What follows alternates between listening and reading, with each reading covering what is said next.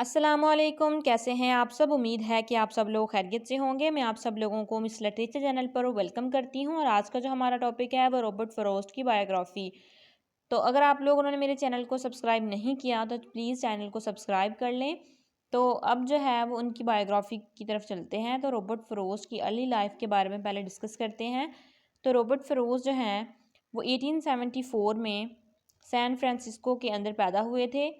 इनके जो फादर थे वो जर्नलिस्ट भी थे, लोकल पॉलिटिशियंस भी थे और इनके फादर की जो डेथ थी जब रॉबर्ट फ्रॉस्ट 11 ईयर्स के थे तब इनकी फादर की डेथ हुई थी 1875 के अंदर।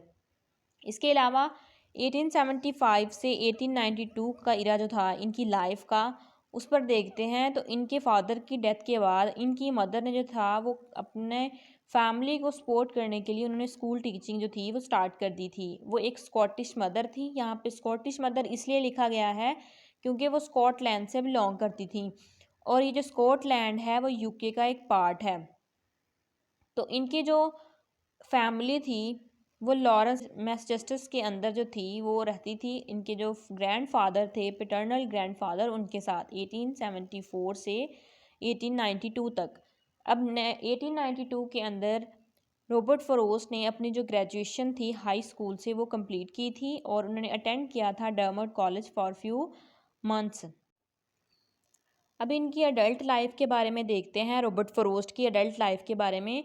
तो रॉबर्ट फ्रॉस्ट जो थे वो 1894 के अंदर इन्होंने अपनी फ़र्स्ट पोएम जो थी माय बटरफ्लाई न्यूयॉर्क इंडिपेंडेंट, ये एक न्यूज़पेपर था जिसके अंदर इन्होंने पब्लिश करवाई थी और कुछ इन्होंने प्राइवेटली जो थी पोएम्स 5 पोएम जो थी वो प्रिंटेड करवाई थी 1894 के अंदर।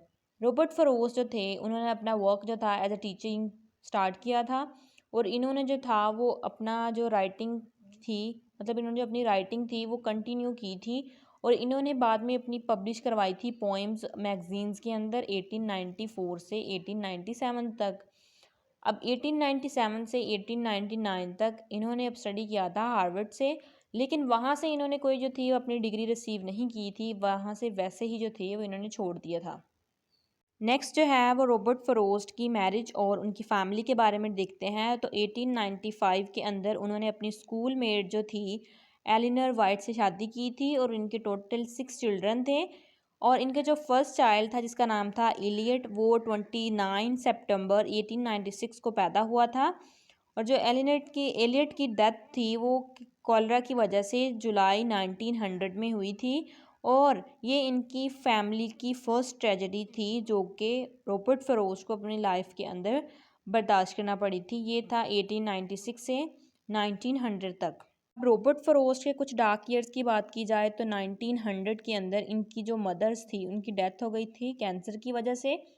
1901 में जो थी इनके जो ग्रैंड फादर थे विलियम प्रेस्कॉट फ्रॉस्ट, इनकी डेथ हो गई थी और 1899 से 1907 तक जो एलिनर और रॉबर्ट फ्रॉस्ट हैं इनके जो 5 मोर चिल्ड्रंस थे जिनमें जो इनका सन था कैरल और उनकी 4 डॉटर्स थी और इनमें से जो लास्ट वाली थी वो सिर्फ 3 डेज़ तक जो थी वो ज़िंदा रही थी 1899 से 1907 तक। इनकी लाइफ के कुछ रिस्की मूव्स हैं वो देख लेते हैं। 1901 के अंदर इनके जो ग्रैंड फादर थे इन्होंने जो था वो 10 ईयर्स तक रॉबर्ट फ्रॉस्ट को फार्म यूज़ करने के लिए दिया था क्योंकि रॉबर्ट फ्रॉस्ट अगर इस फार्म में वर्क करेंगे तो उनको जो था वो थोड़ा आइडिया हो जाएगा क्योंकि वो नेक्स्ट इसी फार्म के ऑनर बनने वाले थे। 1901 से 1911 तक का देखें तो रॉबर्ट फ्रॉस्ट ने इस मतलब फार्म में बहुत कह लें कि सीरियसली तौर पर वर्क किया था और लास्ट वाले जो 5 ईयर्स थे फाइनेंशियली तौर पर ज़रूरत थी तो उन्होंने स्कूल टीचिंग जो थी वो स्टार्ट की थी। 1911 के अंदर उन्होंने जो उनका फार्म था वो उसको सोल्ड कर दिया था, मतलब बेच दिया था और इनकी जो फैमिली थी वो मूव कर गई थी इंग्लैंड अगस्त के अंदर इस उम्मीद से कि उनको जो लिटरेरी सक्सेस है वो इंग्लैंड के अंदर ज़रूर मिलेगी जो कि उनको इस अपनी कंट्री के अंदर नहीं मिली थी। 1912 के अंदर ये मूव कर गए थे इंग्लैंड में।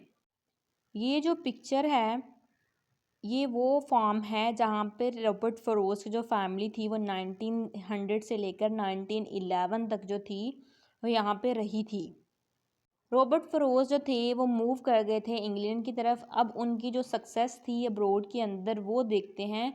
तो जब इंग्लैंड में उन्होंने अपनी फ़र्स्ट कलेक्शन जो थी पोएम की अ बॉयज़ विल 1913 के अंदर जो पब्लिश करवाई थी, और इसके साथ ही नॉर्थ ऑफ बोस्टन 1914 के अंदर जिसने जो था वो इंटरनेशनल रेपुटेशन जो थी वो हासिल की थी।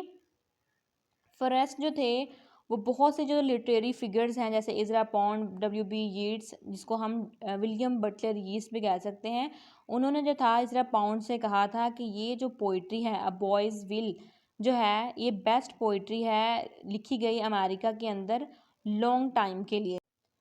जो बॉयज़ विल थी उसने इंटरनेशनल तौर पर जो रेपुटेशन हासिल की गई थी, उसके अंदर जो पोइम्स थी, कुछ जो बेस्ट पोइम्स हैं वो मैंने यहाँ पे ऐड की हैं, वो देख लें। The death of hired man, fire and ice, stopping by woods on an snowing evening, desert places, nothing gold can stay. ये सारी पोइम्स जो थी वो रॉबर्ट फ्रोस्ट की जो कलेक्शन ऑफ पोइम्स थी अ बॉयज़ विल, इसके अंदर जो थी वो शामिल की गई थी।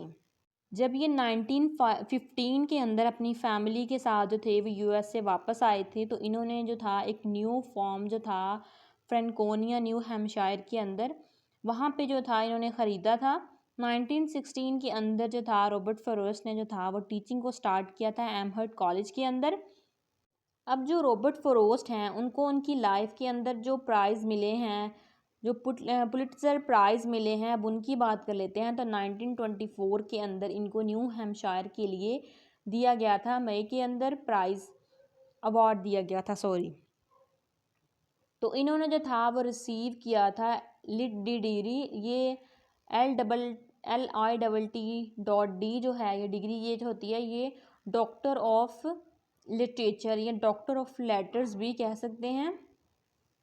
तो इनको जो थी वो उस जो थी मिडल बियरी कॉलेज और जो येल यूनिवर्सिटी से थी ये डिग्री मिली थी। इसके अलावा 1931 के अंदर इनको अवार्ड दिया गया था सेकंड पुलिट्ज़र प्राइज़ का, उनकी जो कलेक्टेड पोइम्स थी 1931 के अंदर उसके लिए। इसी तरह जो फर्दर रेंज उनकी कलेक्शन ऑफ बुक है जो कि 1936 के अंदर उसको पब्लिश किया गया था, और 1937 के अंदर जो है इनको अवार्ड दिया गया है उसके लिए। और 1943 के अंदर इनको जो था वो अ विटनेस ट्रीज के लिए जो था वो अवार्ड दिया गया, और 1942 के अंदर इसको पब्लिश किया गया था अ विटनेस ट्री को, और 1943 के अंदर इसको जो है वो प्राइज़ दिया गया है। नेक्स्ट उनकी कुछ ट्रेजेडी और डिप्रेशन की बात करते हैं उनकी लाइफ के बारे में। 1934 में उनकी जो डॉटर थी मार्जोरी, उसकी जो डेथ थी वो हुई थी जब उनका जो फर्स्ट चाइल्ड था उसकी बर्थ के साथ ही। और 1938 तक इनकी जो डिफ़िकल्ट मैरिज थी जो एलिनर और रॉबर्ट फरोस्ट की, वो जो थी वो एंड हो जाती है क्योंकि एलिनर जो है वो उनकी डेथ हो गई थी हार्ट अटैक की वजह से। और इसके अलावा अक्टूबर 1940 के अंदर उनके जो सन था कैरोल, उसने जो था वो सुसाइड कमिट कर लिया था क्योंकि वो अपने आप को फेलियर की फीलिंग जो था वो देने चाहता था। तो फ़रोस्ट ने था रॉबर्ट फ़रोस्ट ने जो था वो एफ़र्ट की थी कि उसको कन्विंस कर सके, लेकिन उसने सुसाइड अटेम्प्ट कर लिया। नेक्स्ट जो है वो 1961 के अंदर उन्होंने जो प्रेसिडेंट थे जॉन कैनेडी, उनकी जो इफ्तिताही तकरीब थी उसके अंदर इन्होंने पार्टिसिपेट किया था, और वहाँ पे इन्होंने 2 पोइम्स जो थी वो इन्होंने कह लें कि रिसाइट की थी, और इनमें से एक थी डेडिकेशन और दूसरी थी द गिफ्ट आउटराइट। ये दोनों पोइम जो थी वहाँ पे इन्होंने उस तकरीब के अंदर जो थी वो रिसाइट की थी। रॉबर्ट फरोस्ट के स्टाइल की बात की जाए तो इन्होंने जो था वो प्लेन स्टाइल यूज़ किया है, उसके अंदर मतलब इन्होंने लिखा है अपनी राइटिंग को, ट्रेडिशनल फॉर्म को यूज़ किया है, और स्ट्रक्चर को एक्सप्लोर करने के लिए जो मॉडर्न थीम्स थे जैसे एलिनेशन हो गया, आइसोलेशन हो गया, इन सारे थीम्स को एक्सप्लोर करने के लिए उन्होंने ट्रेडिशनल फॉर्म का और स्ट्रक्चर का जो था वो यूज़ किया था। इन्होंने जो था वो बहुत सारी पेस्टोरल पोइम्स लिखी हैं, और इसके अलावा इन्होंने जो था वो रूरल लाइफ को जो है वो सेलिब्रेट किया है।